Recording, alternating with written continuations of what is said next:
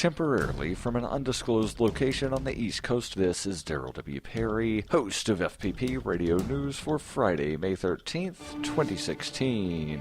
Silver is trading at $17.01 per ounce. Gold is valued at $1,268 per ounce. And according to BitcoinAverage.com, the average price of Bitcoin is $457.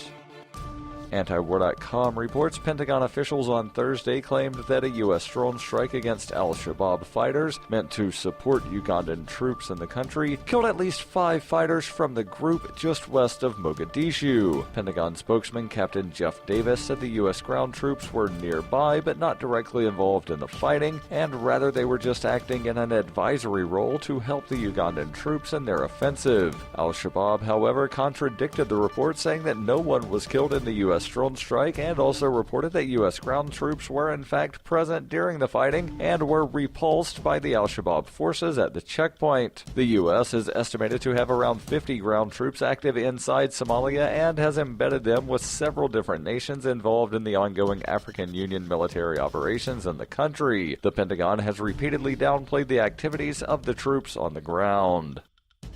For nearly 40 years, Roberts & Roberts Brokerage has been a trusted source for buying and selling precious metals like gold and silver. They also take Bitcoin for precious metal purchases and have permanently removed the minimum purchase amount for all orders paid in the digital currency. Call Roberts & Roberts today for knowledgeable advice on buying and selling precious metals and a forward-thinking approach to new technologies. 800-874-9760 or visit online at rrbi.co.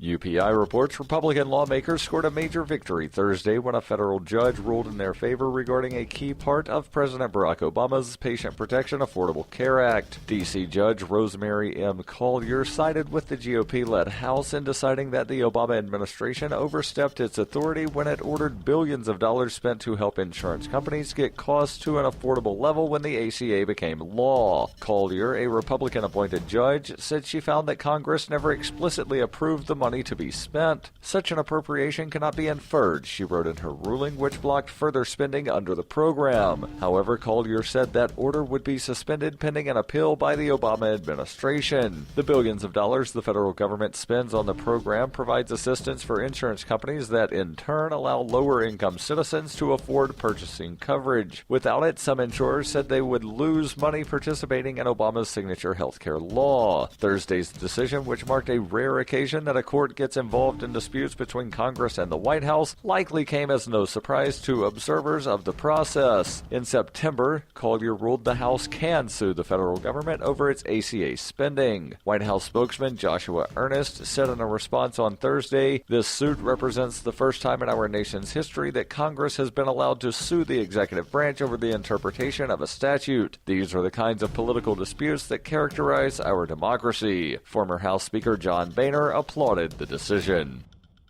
In 2115 New England, there are no borders, no states, and no regulations, yet never has a more peaceful and prosperous place existed. But Mr. Drake's security company has seen better days. Faced with the prospect of waning power, Mr. Drake intends to replace the anarchy of New England with a government. But at what cost? And can anyone stop him? Anarchy in New England by Joe Jarvis is available from Amazon.com and all major bookstores. Reuters reports U.S. immigration officials are planning a month-long series of raids in May and June to deport hundreds of Central American mothers and children found to have entered the country illegally, according to sources and an internal document seen by Reuters. The operation would likely be the largest deportation sweep targeting immigrant families by the administration of President Barack Obama this year, after a similar drive over 2 days in January that focused on Georgia, Texas, and North Carolina. Those raids, which resulted in the detention of 121 people, mostly women and children, sparked an outcry from immigration advocates and criticism from some Democrats, including the party's presidential election frontrunner Hillary Clinton. Immigration and Customs Enforcement has now told field officers nationwide to launch a 30-day surge of arrests focused on mothers and children who have already been told to leave the United States, according to the document seen by Reuters. The exact dates of the latest series of raids were not known, and the details of the operation could change. This has been FPP Radio News, online at fppradio.com.